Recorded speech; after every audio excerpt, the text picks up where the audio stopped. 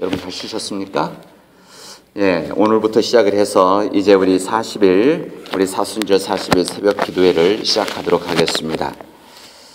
오늘 이렇게 첫날 우리 함께 믿음의 가정 함께 모여서 이번 40일 동안 우리 자신과 우리 가정과 우리 교회, 우리 한국 교회를 위해서 함께 기도할 수 있다는 것이 얼마나 감사한지 모르겠습니다.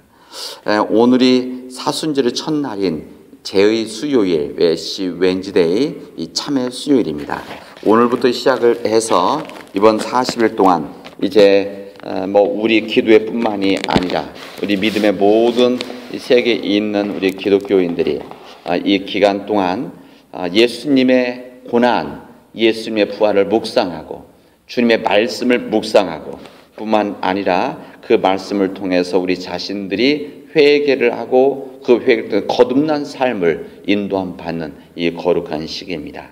이 40일 기간 동안 이 주님의 말씀을 통해서 우리의 삶의 방향을 다시 한번 회복할 수 있는 이 거룩한 하나님의 은혜의 시간들이 되어지면 좋겠습니다. 이 40일 동안 이 사순절 기간은 정확하게 말하면 이 골고다를 향해서 걸어가신 예수님의 발자국을 뒤쫓아가면서 그 고행길에 동참하는 것이 이 사순절의 우리 믿음의 순례라고 할 수가 있습니다. 이번 40일 우리 새벽 기도회 동안 제가 말씀을 묵상하고 준비하면서 골고다를 향해서 걸어가는 예수님의 그 예수 그리스도의 발자국을 뒤쫓아가는 이 말씀을 함께 나누어야 되겠다, 이런 생각을 했습니다. 예수님의 발자국, 예수님이 걸어가시는 그 길을 이번 40일 동안 말씀을 통해서 나누고 함께 결단을 하려고 합니다. 그리고 생각해보니까 예수 그리스도의 발자국 하니까 예수 그리스도의 길을 생각하게 되어진 것이고, 예수 그리스도의 길이라고 하는 것이 참으로 많겠다, 이런 생각을 해봤습니다.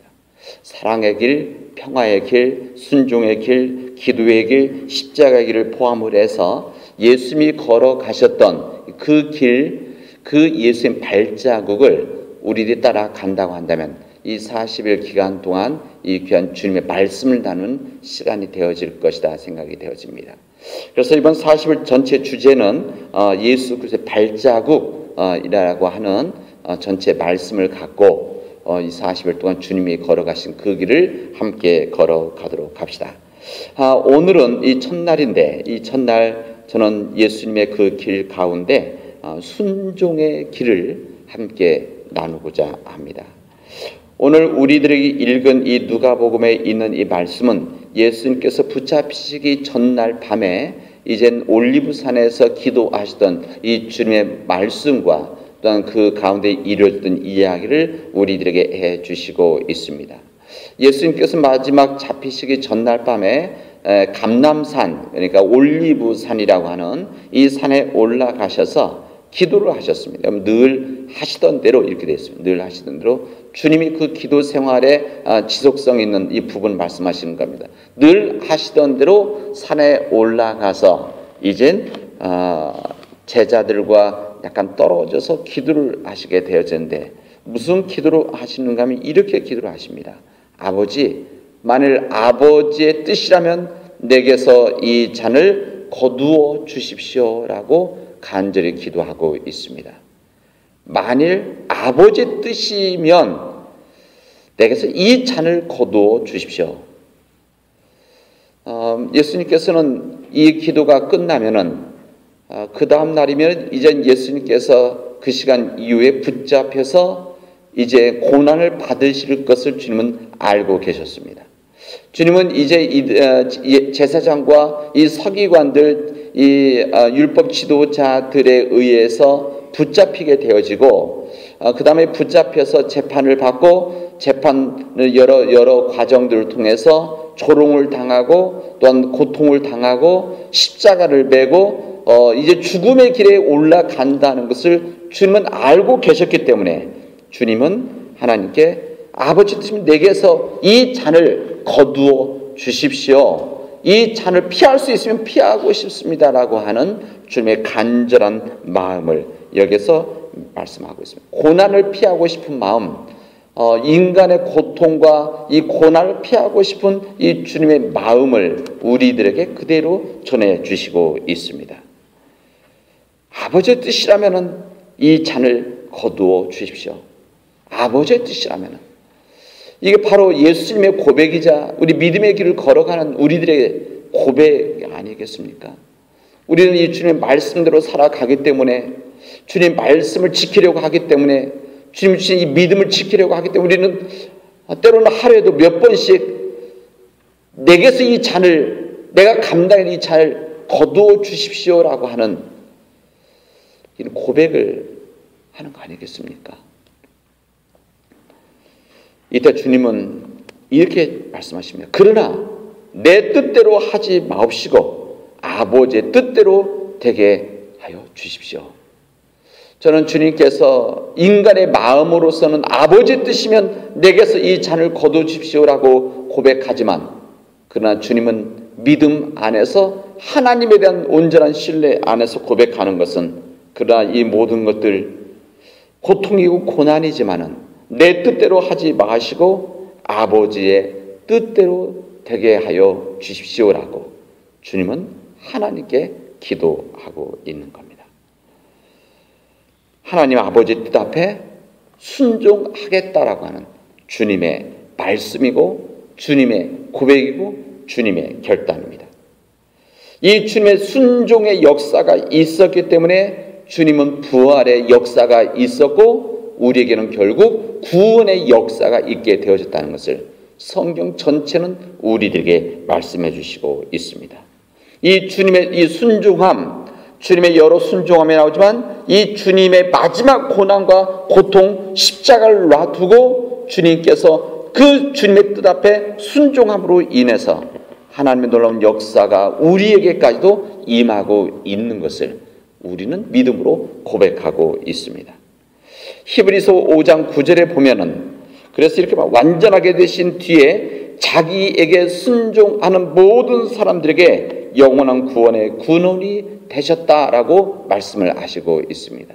순종의 주님이셨기 때문에 순종을 하는 모든 사람들에게 우리 주님께서는 영원한 구원의 근원이 되셨다는 것을 우리에게 말씀해 주시고 있습니다. 하나님 뜻 앞에 순종하는 예수 그리스도의 순종함이 있고, 이 예수 그리스도의 순종함이 있었기 때문에 우리에게 구원이 임하고 있다는 것을, 우리에게 이 존귀한 주님의 뜻을, 은혜를 우리에게 알려주시고 있는 겁니다. 여러분, 우리 예수님께서는 어떻게 보면 순종의 삶을 살아오셨던 분이십니다. 순종의 삶. 그래서 예수님께서 어린 시절, 소년 시절의 예수님에 대한 이야기를 보면은 예수님께서 예루살렘에 올라 12살 되는 애에 예루살렘 올라가는 일이 있었고, 그곳에 가서 이제 말씀을 나누는 일이 있었는데, 이제 그 뒤에 보면은 뭐라고 되면 51절, 누가복음 2장 51절에 보면은 이렇게 되어 있습니다. 예수는 부모와 함께 내려가 나사렛으로 돌아가서 그들에게 순종하면서 지냈다. 예수의 어머니는 이 모든 일을 마음에 간직하였다. 이렇게 말합니다. 예수는 부모와 내려 나사렛 돌아가서 그들에게 순종하면서 지냈다. 이렇게 됐습니다. 이 헬라 원문에 보면은 이게 현재 중간태, 여러분 그것까지는 모르셔도 되고, 어쨌든 현재 중간태라고 하는 이 헬라의 특별한 의미가 있는데, 이것은 스스로에서 중요한, 계속해서 순종하고 살아왔다, 사셨다, 이런 뜻입니다. 그러니까 일회성의 부분이 아니라 계속 진행되고 있는 뜻을 가지고 있는 말입니다. 그러니까 무슨 말이냐면 예수님께서는 단번 순종한 것이 아니라 예수님의 삶이 순종하는 삶을 사셨다. 예수님께서 하나님 앞에 순종하는 십자가의 역사가 있었지만 그 이전에도 예수님의 삶이라고 하는 것은 순종의 삶이 있었고, 순종의 삶이 습관이 되어져 있었고, 이 순종의 삶이 거룩한 습관이 되어져서 하나님 뜻 앞에 순종하는 믿음의 길을 걸었다는 것을 우리에게 말씀해 주시고 있는 겁니다. 여러분, 순종의 사람들은 그냥 순종하고 살아간다면 좋겠지만 이 순종의 삶은 항상 예수님께서 이 순종을 통해서 고난을 당하셨던 것처럼 이 순종의 삶은 힘듦이 있는 고난이 뒤따르게 되어져 있습니다. 그렇기 때문에 이 순종이라고 하는 것은, 순종의 사람이라고 해서 그냥 만들어지는 것이 아니라 항상 주님의 방식이 있고 이 주님의 방식으로 순종의 사람을 만들어가게 되어지는데, 이 순종의 방식이 고난의 방식이라고 하는 겁니다. 이 시편 119편에는 이렇게 말씀합니다. 내가 고난을 당하기 전에는 잘못된 길을 걸었다, 이렇게 고백을 합니다. 시편 119편에 그러나 이제는 주님의 말씀을 지키게 되어집니다, 고백합니다. 주님의 앞에서 내가 고난을 당하기 전에는 잘못된 길을 걸었으나 이 고난을 당한 후에는 이제 주님의 말씀을 지키는 자의 삶을 살아가게 되어집니다. 우리가 예수님을 믿어도, 주님을 고백하고 영접한다고 하더라도 고난이 면제되지 않는 이유가 바로 여기에 있는 겁니다. 왜? 하나님의 은혜가 우리들에게 임해서 주님의 뜻대로 살아가는 바른 길, 온전한 길, 복된 삶을 주시기 위한 하나님의 방식이라고 하는 겁니다. 히브리서 아까 읽었던 그 본문 바로 앞절 5장 8절에는 이렇게 말씀합니다. 우리 예수님은 주님이시지만, 아드님이시지만 고난을 당하심으로 인해서 순종을 배우셨습니다 라고 우리에게 알려주십니다. 고난을 당하셨으므로 순종을 배우셨다. 무슨 말입니까? 이 주님 앞에 이 고난이 있었기 때문에 순종함이 있었고, 순종을 배우셨고, 순종함이 있었기 때문에 하나님의 놀라운 역사가 있게 되어졌다는 것을 오늘 우리들에게 알려주시고 있는 겁니다. 여러분, 자기 자신의 탐욕 때문에 이루어지는, 자기 자신의 허물과 탐욕 때문에 이루어지는 고통이라고 하는 것은 우리가 고난은 아닙니다.